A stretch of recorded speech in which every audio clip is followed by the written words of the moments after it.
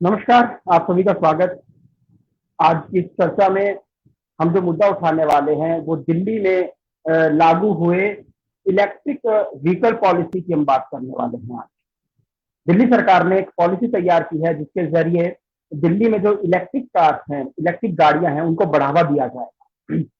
इसके साथ साथ एक बात की जाए पॉल्यूशन की, अगर बात की जाए तो पॉल्यूशन को लेकर भी दिल्ली सरकार ने एक बड़ा कदम उठाने की कोशिश की है।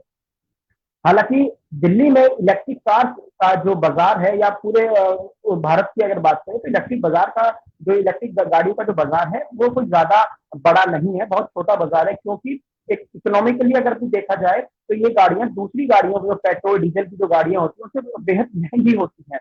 इसी को देखते हुए दिल्ली सरकार ने एक स्टेप उठाए, पॉलिसी बनाई है कि हम आने वाले समय में पॉल्यूशन पर लगाम लगाने के लिए एक ऐसी इलेक्ट्रिक व्हीकल पॉलिसी बना रहे हैं जिसके चलते आपको प्रेरित किया जाएगा कि आप इलेक्ट्रिक वाहन खरीदें, चाहे वो बाइक हो, ई रिक्शा हो, फोर व्हीलर हो या दूसरे मालवाहक जो गाड़ियां होती हैं, जो इलेक्ट्रिक से चलने वाली चीजें होती हैं।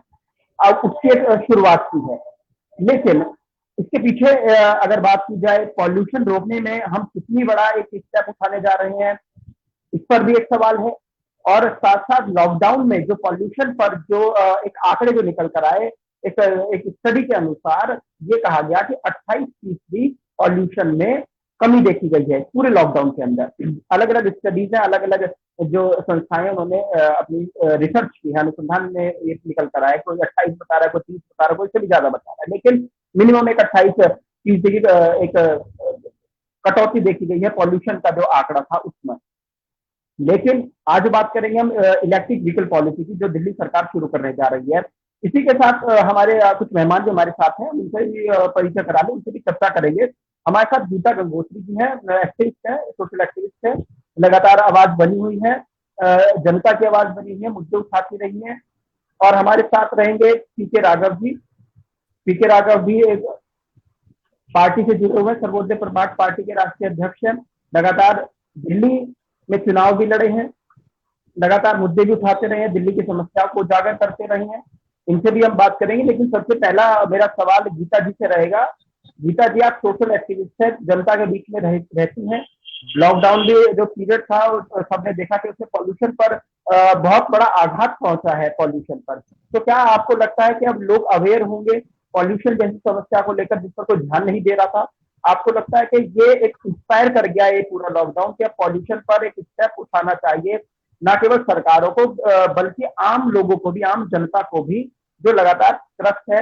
दिल्ली में तो बहुत बड़ा आंकड़ा है अस्थमा जैसी, टीबी जैसी बीमारियों को लेकर, हार्ट की जो पेशेंट्स है वो बहुत बड़ी संख्या में मौजूद है। क्या आपको लगता है कि ऐसी चीजें, ऐसी जो कवायदे हैं दिल्ली सरकार की तरफ से, ये एक कामयाब एक कदम होगा आने वाले समय में?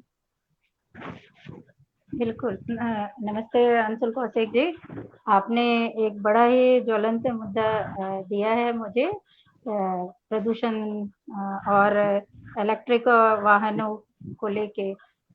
मैं सबसे पहले तो जो दिल्ली के सीएम हैं माननीय श्री अरविंद केजरीवाल जी, उनको मैं फिर बहुत बहुत ही उनके हम आभारी हैं कि वो हमेशा एक दिल्ली के लिए नई नई योजनाएं लेके आ रहे हैं और वो दिल्ली को बड़ा ही खूबसूरत तरीके से प्रदूषण मुक्त दिल्ली, रोग मुक्त दिल्ली, शिक्षा का एक खूबसूरत जो परिचय है दिल्ली का, उसके लिए वो लगातार प्रयत्नरत हैं और काफी उनको सफलताएं भी मिल रही है। मैं सीएम केजरीवाल साहब के बारे में एक बात और करना चाहूंगी कि उन्होंने बड़े बड़े चैलेंज लिए हैं दिल्ली के लिए, चाहे विधानसभा चुनाव का मामला रहा हो, चाहे प्रदूषण मुक्त दिल्ली करने में ऑड और इवन गाड़ियों का मामला रहा हो, चाहे कोरोना काल में लोगों को बचाने का मामला रहा हो, प्लाज्मा थेरेपी को के इम्प्लीमेशन का मामला रहा हो, क्वारंटाइन सेंटर में सुंदर व्यवस्था करने का, सब में बड़े अच्छे तरीके से उन्होंने एक आदर्श स्थापित किया है। उसके लिए हम एनसीआर वाले और दिल्ली के जो लोग हैं वो सब वाकई आभारी रहेंगे बहुत समय तक। और दूसरी बात, आज का जो आपने जो विषय दिया है प्रदूषण, वाकई इस कोरोना काल ने प्रकृति से छेड़छाड़ को लेके जितनी गलतियां हमने की है और जितना हमने उनको इग्नोर किया है, उस पे चिंता करने के लिए हमें मजबूर कर दिया है। और प्रदूषण मुक्त दिल्ली के लिए इनका ये जो इलेक्ट्रिक वाहनों को लेके जो नई योजनाएं जो आई है, जिसमें कि जो भी इन्होंने जो बात कही है कि 2024 तक 25% जो है इलेक्ट्रिक वाहन होंगे, ऐसा उन्होंने लक्ष्य बताया है। और इनको रिचार्ज करने के लिए कम से कम 200 सेंटर का इलेक्ट्रिक रिचार्ज सेंटर का भी इन्होंने लक्ष्य रखा है। तो ये वाकई काबिले तारीफ है और हमें इसके लिए उनको लिए हमें जरूर ताली बजानी चाहिए, क्योंकि मैंने पहले भी कहा है कि सरकार कहीं की भी हो, चाहे झारखंड की हो, बिहार की हो, उत्तर प्रदेश की हो, दिल्ली की हो या केंद्रीय सरकार हो, अगर कोई भी सराहनीय काम करती है, जनता के हित में अगर कोई काम करती है, तो हमें उसकी सराहना जरूर करनी चाहिए। इसके देखिए, ये जो बात इन्होंने कही है और जो इन्होंने शुक्रवार को जो प्रेस कॉन्फ्रेंस किया और उन्होंने उनमें बताया कि कैसे वो इस प्रोजेक्ट को लाएंगे और कैसे क्या करेंगे, तो सबसे अच्छी बात जो हमें लगी इस प्रोजेक्ट के लिए, वो बात ये लगी कि इनको पता है कि जब एक आदमी अभी अगर हम देखिए हर मुद्दे पे अगर जाए तो उसका पक्ष और विपक्ष, लाभ और हानि दोनों पक्ष हम देखते हैं। तो यहाँ पे हमें फिलहाल लाभ देखना हो, क्योंकि वो प्रदूषण से रिलेटेड चीजें हैं। और प्रदूषण की बात जब आती है तो हम पूरे देश के लिए एक मुद्दा है और पूरा देश इससे जूझ रहा है, क्योंकि कहीं ना कहीं अकाल और बाढ़ भी जो है इसी का एक रिजल्ट है। तो इन्होंने जो कहा कि जो भी 2 व्हीलर अगर कोई लेता है तो उनको 30,000 रुपए का इंसेंटिव राज्य सरकार देंगे। 4 व्हीलर वाले को 1.5 लाख तक का इंसेंटिव उन्होंने दिया है। यहाँ तक कि जो मालवाहक या कमर्शियल जो गाड़ियां अगर इलेक्ट्रिक वाहन कोई खरीदता है तो उसमें उनको उन्होंने रोड फीस और टैक्स से माफी की जो बात कही है, तो ये वाकई बहुत ही सराहनीय है। और मुझे नहीं लगता कि इसमें कहीं भी हम कुछ ऐसी बात रखें कि जिससे कि किसी को भी परेशानी होगी। राघव जी, ठीक है राघव जी। राघव जी, अगर इस पूरे पॉलिसी की अगर बात की जाए तो आप तो खैर विपक्ष में रहते हैं, दिल्ली सरकार के विपक्ष के हैं आप प्रतिनिधि उनके, तो आप इस पूरी पॉलिसी को किस नजरिए से देखते हैं? क्या आपको लगता है कि दिल्ली में जो दिल्ली सरकार काम कर रही है, जैसे OD1 की स्कीम हो या अभी एक पॉलिसी लेके आई है, क्या आपको लगता है कि इससे एक बहुत बड़ा स्टेप अब उठाया है दिल्ली सरकार ने? क्योंकि दिल्ली में देखा जाए तो चारों तरफ से वो घिरी हुई है, छोटा सा स्टेट है दिल्ली, और पॉल्यूशन जो रहता है यहाँ पर हर साल का एक बहुत बड़ा मुद्दा निकल कर आता है। तो आपको लगता है क्या दिल्ली सरकार इससे कुछ सॉलिड कदम उठाने की तैयारी नहीं? अंशुल जी, पॉलिसी जो होती है, कोई भी जब सरकार लाती है, पॉलिसी सब अच्छी होती है, कोई पॉलिसी खराब नहीं लेके आता। डिपेंड करता है कि पॉलिसी का इम्प्लीमेंट कैसे होगा। पॉलिसी का इम्प्लीमेंट बताता है कि पॉलिसी ठीक है या गलत है या सही नहीं हुई। देखिए, स्टेप बहुत अच्छा है कि इलेक्ट्रिक गाड़ियां चले, पॉल्यूशन कम हो, लेकिन इलेक्ट्रिक गाड़ियों की कॉस्ट आप देखेंगे तो डीजल पेट्रोल गाड़ियों से काफी ज्यादा है। दूसरा क्या है कि दिल्ली में मोस्टली अनऑथराइज्ड कॉलोनीज हैं, जहाँ गाड़ी पार्किंग में लगाते हैं, घर के आसपास कहीं नहीं स्पेस नहीं होता। तो डिपेंड करता है कि ये चार्जिंग पॉइंट कहाँ बनाएंगे। इनको चार्जिंग पॉइंट, जितनी पार्किंग स्पेस है दिल्ली में, सब में चार्जिंग पॉइंट लेने चाहिए, मेरी राय है। और गाड़ियों की कॉस्ट में थोड़ा अगर ज्यादा डिस्काउंट दे सकते हैं ये पॉलिसी बढ़ाने के लिए कि भाई इलेक्ट्रिक गाड़ियों की संख्या बढ़ाई जाए, तो पब्लिक को इस लेवल पे ले जाना पड़ेगा कि उनको बर्डन ना पड़े कि मैं इलेक्ट्रिक गाड़ी ले रहा हूँ। उसके दूसरी बात ये भी है कि इलेक्ट्रिक गाड़ी की दूरी कितनी तय करती है, कितनी चार्जिंग पे, और चार्जिंग कॉस्ट क्या होगी। देखिए, यहाँ पे जो आदमी मिडिल क्लास सबसे ज्यादा जी, वो विज्ञापन भी करती है कि आप 300 किलोमीटर 400 किलोमीटर आप चल सकते हैं एक बार चार्ज करने के बाद इसको। तो आपको लगता है कि लोगों का विश्वास भी इन इलेक्ट्रिक गाड़ियों के ऊपर बन पाएगा? क्योंकि दिल्ली की अगर बात की जाए तो दिल्ली दिलवालों का शहर माना जाता है। यहाँ पर तो गाड़ियों में ही लोग सुबह से शाम बिता देते हैं। तो आपको लगता है कि लोग विश्वास जता पाएंगे इससे? एक एक ऐसा ये होता है कि जी एक टॉपिक आता है, सबके दिमाग में एक मिथ है कि भाई इलेक्ट्रिक गाड़ियां हैं तो क्या आपको ये थोड़ा वजन एक्स्ट्रा अगर हो जाए गाड़ी में तो उसको भी लेकर चल सकती हैं। बहुत सारी चीजें होती हैं आम लोगों के दिमाग में। क्या अंशुल जी, लोग इस पर विश्वास बहुत सारी चीजें देखिए, विश्वास जमाना ही सरकार का काम है। विश्वास जमाना ही सरकार का काम है, हम्म क्योंकि अगर देखो, दिल्ली की जो लाइफ है बहुत फास्ट है। आदमी के टाइम की बहुत वैल्यू हम्म है। अब अगर हम इलेक्ट्रिक गाड़ी को चार्ज करते हैं, उसमें 3-4 घंटे लगते हैं, तो आप सोचिए इतना वेट आदमी नहीं कर सकता। पर इलेक्ट्रिसिटी हम्म पॉइंट, अगर चार्जिंग पॉइंट अगर होंगे, अगर मान लीजिए घर में स्पेस है गाड़ी का, तो रात को वो चार्ज कर सकता है। लेकिन अगर उसके घर में स्पेस नहीं है, तो बाहर कहीं पार्किंग में लगा के आता है। अगर वहाँ चार्जिंग पॉइंट नहीं है, फिर वो दिन में जाता है चार्जिंग कराने हम्म के लिए। तो जो इस टाइम वैल्यू है हम्म दिल्ली में, क्योंकि दिल्ली के एक तरीके से कॉर्पोरेट सिटी है, बहुत वर्किंग करने वाले लोग हैं, मिडिल क्लास लोग ज्यादा हैं, जो ऑफिशियली वर्क करते हैं, टाइम टू टाइम जाते हैं, टाइम की बहुत वैल्यू होती है। और इलेक्ट्रिसिटी की गाड़ियों की कॉस्ट और टाइम की वैल्यू, ये दोनों मेजरमेंट करेंगे कि भाई गाड़ी कितनी सेल होती है या कितना इम्प्लीमेंट होता है। ये बहुत, क्योंकि हम्म एक एक पैसा आदमी दिल्ली में बड़ा सोच समझ के खर्च करता है, क्योंकि साधन दिल्ली में कोरोना टाइम के बाद तो बहुत सीमित साधन हो गए हैं इनकम के लोगों के, तो आदमी सोचेगा इसमें। लेकिन क्योंकि देखिए, डीजल और पेट्रोल की गाड़ी में भी कम से कम 1.5 लाख का डिफरेंस आ जाता है।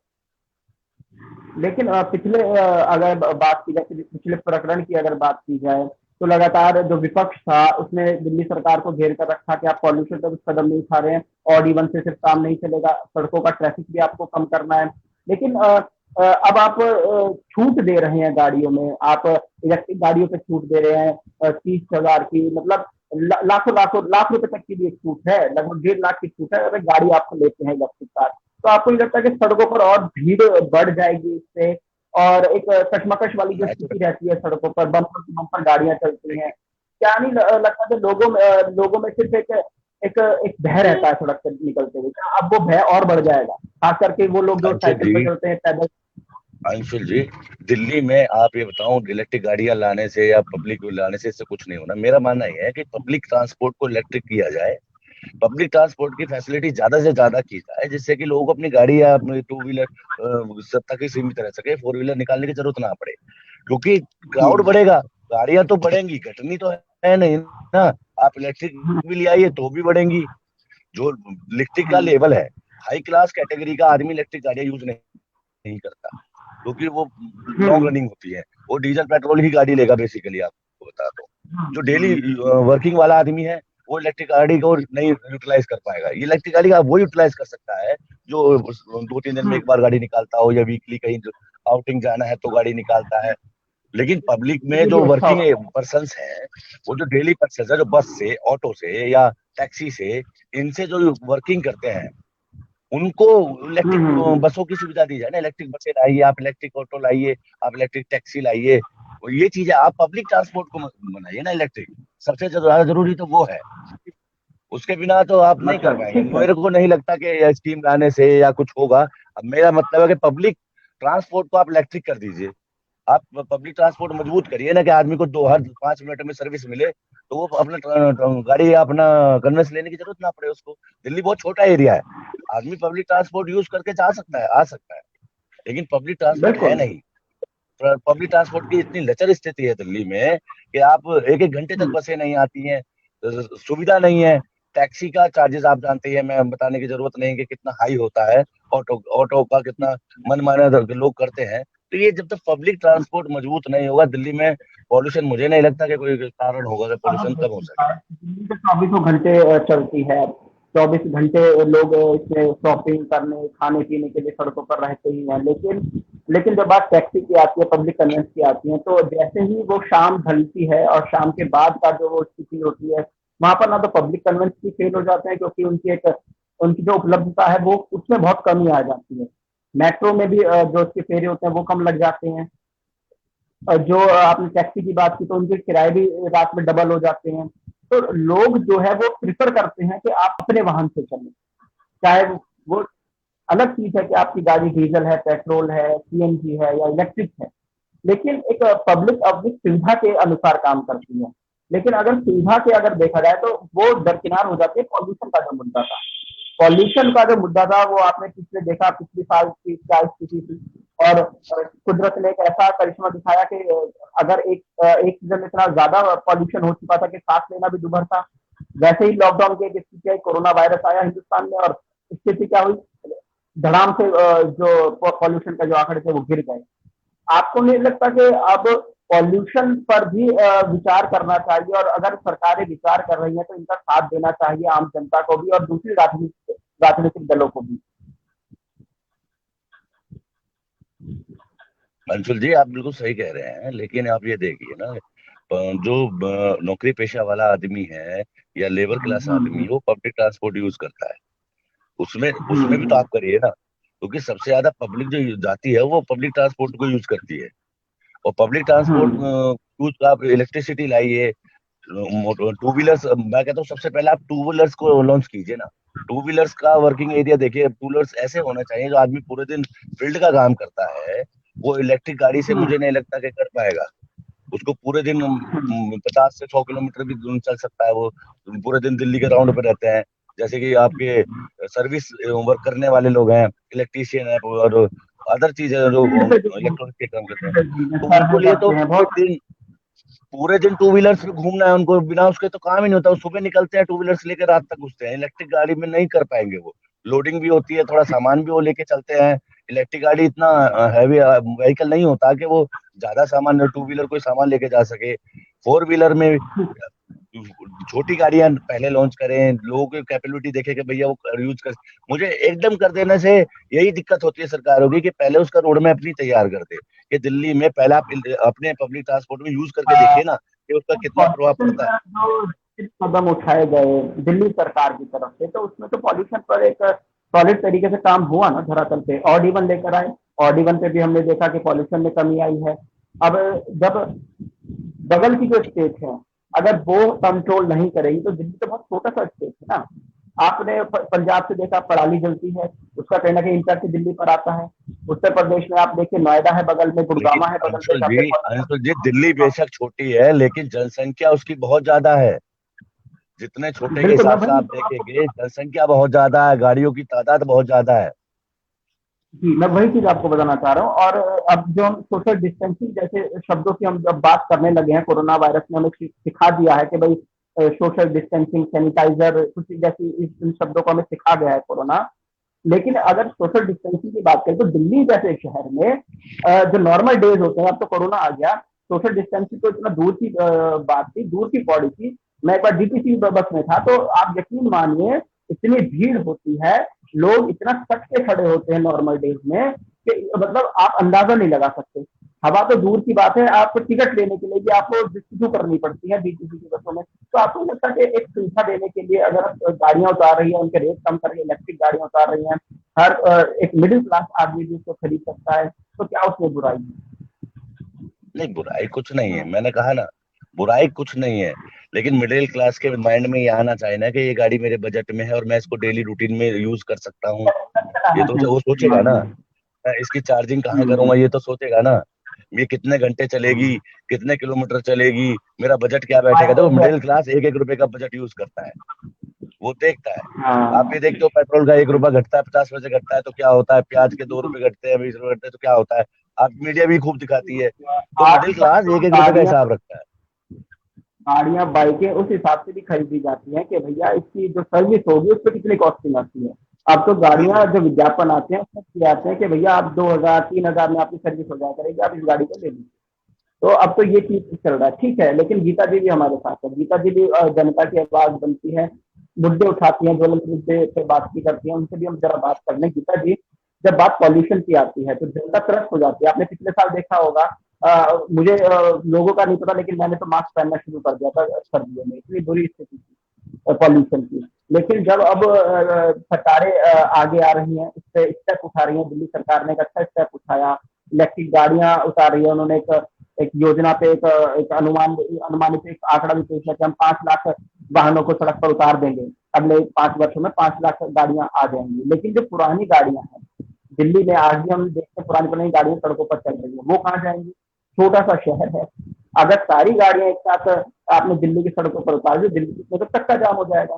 तो क्या सरकार को एक सॉलिड एक रोड मैप, जैसे राघव जी भी बात कर रहे थे, कि एक जो ब्लूप्रिंट होता है उस पर काम नहीं किया जाता, एक डिसीजन ले लिया जाता, तो आपको लगता है कि दिल्ली सरकार ने उसके बारे में कुछ प्लान किया होगा? किया।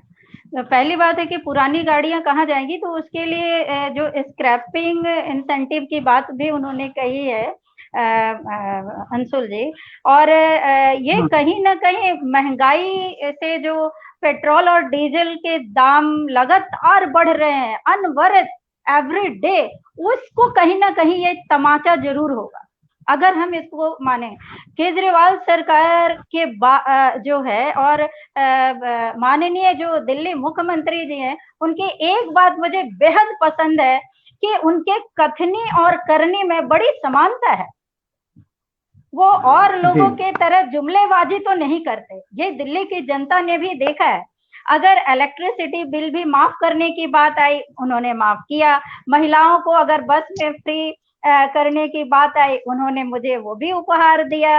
और आज जो प्रदूषण मुक्त दिल्ली की अगर उन्होंने बात कही थी, तो उसको भी उन्होंने करके दिखाया। ऑड इवन नंबर कई सारे उसमें भी जो चीजें थी, जो विपक्ष, देखिए हमें यहाँ पे आपने जो बात कही और राघव सर की कई बातें मुझे बहुत अच्छी भी लगी कि जो हमारा जो रिचार्ज सेंटर है उसके लिए कहीं प्लान नहीं किया गया है। ऐसा हो सके वो प्लान किया गया हो, कॉन्फ्रेंस में नहीं आया हो। अगर नहीं भी होगा तो राघव, हम तो बोलेंगे सरकार को कि राघव सर की बात को वो एक विपक्षी की तरह नहीं ले, एक सुझावकर्ता की तरह ले और उनको उन पे भी वो विचार करे।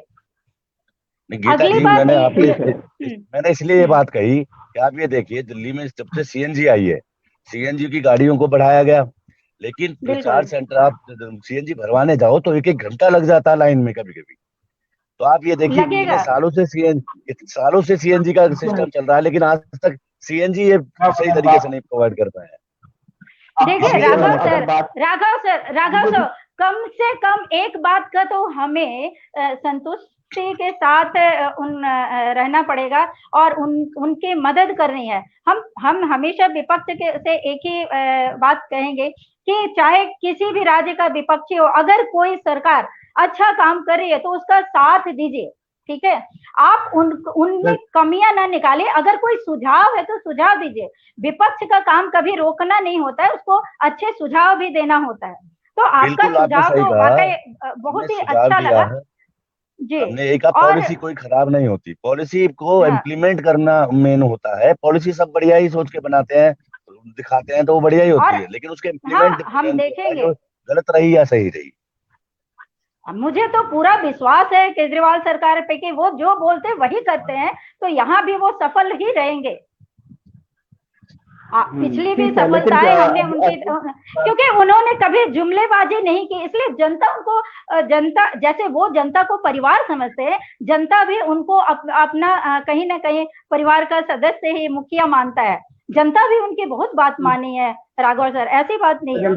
तो मुझे तो लगता है कि जब आप इतनी आप इंस्पायर हैं कि केजरीवाल जी की योजनाओं से, तो हम भी आपको कहेंगे कि आप जल्दी से इलेक्ट्रिक गाड़ी लीजिए और हमें भी लड्डू खिलाइए, ठीक है? लेकिन हम जो बात कही है वो ये भी है कि भाई एक ईवी प्रकोष्ठ का गठन किया जाएगा, और उन्होंने ये भी कहा है कि प्रदेश इलेक्ट्रिक वाहन बोर्ड एक बनाया जाएगा, जिसके चलते दिल्ली में एक स्क्रैपिंग इंसेंटिव देगी, जिसमें क्या होगा कि 200 चार्जिंग पॉइंट बनाए जाएंगे दिल्ली के जगह जगह इलाकों में। तो मुझे जो लगता है कि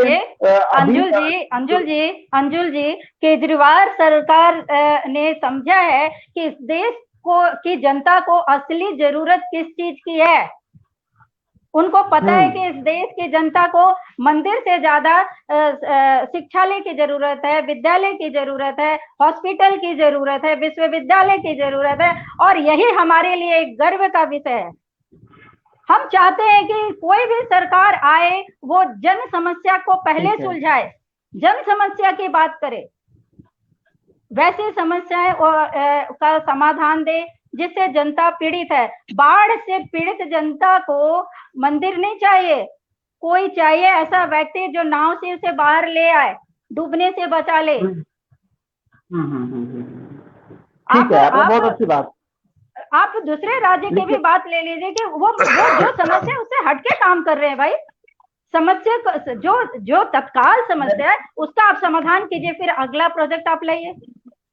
कोई भी सरकार है एक नया जब कुछ प्लान कर रही है, एक नई सोच के साथ धरातल पर उतर कर काम कर रही है, तो उसको एक बार फेवर जरूर किया जाना चाहिए, चाहे वो कोई भी सरकार हो, चाहे वो मोदी सरकार हो केंद्र की, या उत्तर प्रदेश योगी सरकार हो, दिल्ली में केजरीवाल सरकार हो, जो भी एक नया स्टेप उठाए। क्योंकि आजकल जो हम देखते हैं दूसरी प्रदेशों में भी कि सरकारों के अंदर मानता नहीं है नई स्कीम बनाने का, उसको इम्प्लीमेंट करने का, एक नई प्लान करने का उनको हिम्मत नहीं है उन सरकारों में। अगर कोई भी सरकारें ये स्टेप उठा रही है तो शायद हो सकता है उनके परिणाम अच्छे हों या बुरे हों, लेकिन शुरुआत में जब तक हम उनका अप्रिशिएट नहीं करेंगे तो सरकारें भी नई प्लानिंग नहीं लेकर आएगी जनता के लिए।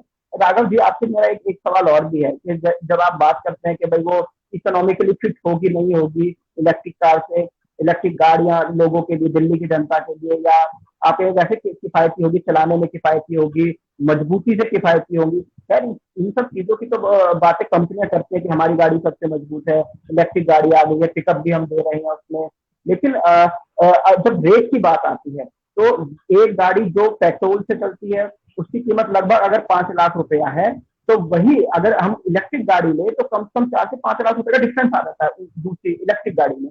लेकिन जैसे आप बात करते हैं इकोनॉमिकली फिट होगी नहीं होगी, तो राज्य सरकार जो केजरीवाल सरकार है, उन्होंने एक ये भी अनाउंसमेंट किया है कि जो छूट केंद्र सरकार दे रही है इलेक्ट्रिक गाड़ियों पे, वो छूट तो मिलती रहेगी। इसके अलावा जो छूट जो दिल्ली सरकार देगी वो बाइक पर 30,000 रुपया है, गाड़ी पर 1.5 लाख रुपए तक की छूट है, ऑटो पर 30,000 रुपए तक की छूट है, मालवाहक जो वाहन है उस पर भी 30,000 रुपए की छूट है। लेकिन आप एक चीज छूट गई है इसमें, वो मैं आपको भी याद दिला दूं। वो चीज है कि आप सड़क पर आप घूमते हैं, पेशे से आप वकील भी हैं, सड़कों पे आप घूमते हैं, तो आपने देखा होगा कि ई रिक्शा, आपने ई रिक्शा देखे होंगे कि ई रिक्शा बेचारे जो गरीब लोग हैं, वो जो मेहनत मजदूरी कर रहे हैं, वो ई रिक्शा आज चला रहे हैं। उनकी कीमत आपने सुना होगा, 1-1 डेढ़ 1.5 लाख रुपए की उनकी कीमत होती है ई रिक्शा की। लेकिन बड़ी समस्या आ जाती है सड़क पर जब वो उसमें 5-5 6 सवारियां बिठा लेते हैं, और स्पीड पर भी डिपेंड करता है। लेकिन जाम की जो स्थिति होती है, बहुत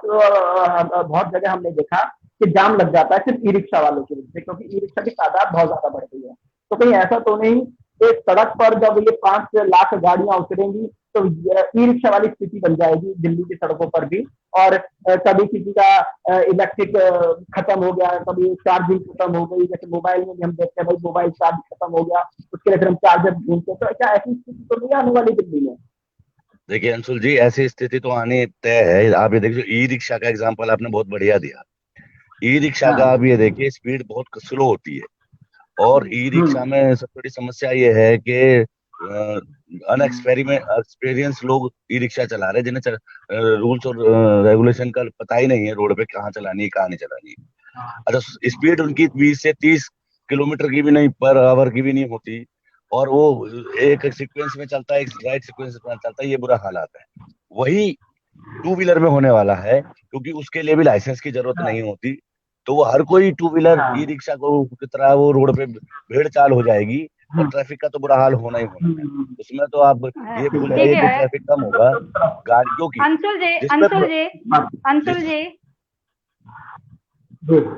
अंशुल जी, देखिए किसी भी चीज के लाभ और हानि दोनों है। अब हम इस डर से प्लेन में थोड़े नहीं बैठेंगे कि प्लेन क्रैश कर जाएगा। नहीं गीता जी, ये ठीक है, अगर गैस चूल्हा भी जलाते वो भी नहीं, तो हमें पक्ष भी देखिए, उससे नुकसान हम ना देखें, फायदा देखें, सिर्फ फायदे देखें। गीता जी, फायदा जब है जब आप पेट्रोल डीजल की गाड़ियों को बंद करिए ना, सरकार सिस्टम को खत्म करिए, फिर इलेक्ट्रिक ही लागू करिए ना दिल्ली में। इलेक्ट्रिक आपके इन्होंने 200 पॉइंट, सरकार ने 200 चार्जिंग पॉइंट की बात करी है। आप मानते हैं 200 चार्जिंग पॉइंट की बात करिए। एक वार्ड की जनसंख्या 60,000 लोगों की होती है, तकरीबन 10,000 फैमिली मान के चलिए। 10,000 फैमिली में से मैं नहीं मानता कि कम से कम 5,000 फैमिली में 2 व्हीलर या 4 व्हीलर नहीं होंगे। एक वार्ड की बात कर रहा हूँ, 272 वार्ड है पूरी दिल्ली में। वो 10,000 गाड़ियां चार्ज कैसे होंगी? 5,000 गाड़ियां चार्ज कहाँ होंगी? 200 पॉइंट में चार्ज हो जाएंगी क्या, ये बताइए मुझे। नहीं नहीं, मैं आपकी इस बात से सहमत हूँ, बिल्कुल आपके इस बात से मैं सहमत हूँ। और इसके लिए देखिए, तो रियलिटी है, अगर समझना पड़ेगा। गाड़ी की माइलेज की बात है, उसके स्ट्रेंथ की बात है कि कितना कितना माल वो वाहन, अगर मालवाहक गाड़ियां हैं, तो आपने जो बात बोली कि इलेक्ट्रिक गाड़ियां की कैपेसिटी जो है मालवाहक गाड़ियों वो की तो भी बात ही नहीं करी है। मैंने मालवाहक गाड़ियों की तो भी बात ही नहीं करी, मैं तो घरेलू गाड़ियों की बात करी है अभी। मालवाहक गाड़ियों की तो बात ही अलग हो गई। वो मैंने तो घरेलू गाड़ियों की बात करी है, क्योंकि घरेलू गाड़ियां डेली यूज की होती है। मालवाहक तो आउट ऑफ दिल्ली भी जाएगा, बाहर भी जाएगा। दिल्ली के अंदर बिल्कुल मालवाहक गाड़ियां ज्यादा नहीं घूमती हैं, ज्यादातर बाहर से ही आती हैं और वो दिल्ली से सामान उतार के चली जाती हैं। वो बॉर्डर पे रहती है ज्यादातर गाड़ियां। मैं जो घरेलू और पर्सनल गाड़ियों की बात करी अभी मैं तो अपना पब्लिक ट्रांसपोर्ट की, इनकी चार्जिंग कहाँ होगी। इनको अगर रास्ते में कहीं गाड़ी बंद हो जाती है, उसका चार्जिंग का क्या सॉल्यूशन है। ये बहुत बड़ा कॉन्सेप्ट है, ये इतने आसान बातों में पूरा होने वाला नहीं लगता। 5 लाख गाड़ियां उतारना कोई मजाक नहीं है रोड पे। 5 लाख गाड़ी उतर भी जाती है तो बहुत अर्थव्यवस्था फैल जाएगी दिल्ली के अंदर, ये आपको समझना पड़ेगा। क्योंकि जिसके पास सीएनजी गाड़ी है वो अपना पैसा इलेक्ट्रिक गाड़ी में 1 रुपए नहीं लगाएगा। वो क्यों लेगा इलेक्ट्रिक गाड़ी। उसने सीएनजी गाड़ी भी तो इसीलिए ली थी कि पॉल्यूशन ना के नाम पर सीएनजी आई थी। वो देखिए क्यों फेंकेगा। राघव सर, जिस तीन हिसाब चार से लाख पेट्रोल गाड़ियां और डीजल ऑन की रोड है। कीमत बढ़ रही है ना, जिस मैडम हिसाब मैंने से सीएनजी गाड़ी की मैं दिनानुदिन, सीएनजी गाड़ी की बात कर रहा हूँ, मैं सीएनजी गाड़ी की हाँ, बात कर रहा हूँ, मैं पेट्रोल डीजल की ठीक गाड़ी है की बात ही नहीं कर ठीक रहा। है, आप मैं सीएनजी की भी सीएनजी की बात गाड़ी की कर रहे बात हैं। कर रहा हूँ। वो इलेक्ट्रिक गाड़ी क्यों लेगा। वो तो अपनी सीएनजी गाड़ी चलाएगा ना, क्योंकि उसने तो बाय द कॉस्ट पे की है, सीएनजी किट भी की भी हम्म कॉस्ट पे की है, गाड़ी भी ली है। हम्म वो गाड़ी तो ऑन द वे रहेंगी ना। डीजल पेट्रोल पेट्रोल की गाड़ियां वो लोग लेते हैं जो कभी कभी चलाते हैं, डीजल की गाड़ियां वो लेते हैं जो ज्यादा लंबे रूट पे गाड़ियां चलाते हैं। एक सिस्टम है, सरकार को इन सारी चीजों को ध्यान में रखते हुए एक्शन लेना पड़ेगा। ठीक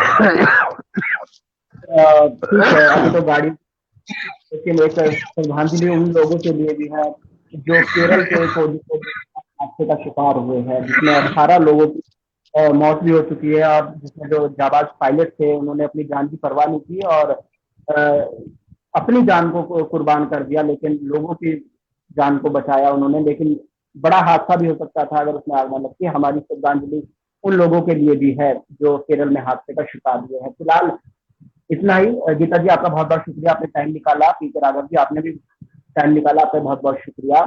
सवाल यही है कि जो इलेक्ट्रिक पॉलिसी, जो इलेक्ट्रिक व्हीकल पॉलिसी जो दिल्ली सरकार बना रही है, क्या वो धरातल पर इम्प्लीमेंट कर पाएगी उस तरीके से जिस तरीके से सरकार सोच रही है। हालांकि एक सॉलिड प्लान अरविंद केजरीवाल सरकार ने बनाया है, दिल्ली सरकार ने बनाया है, लेकिन जो दिल्ली का जो मिडिल क्लास है वो, उसके दिल में क्या इलेक्ट्रिक कार बस पाएंगी।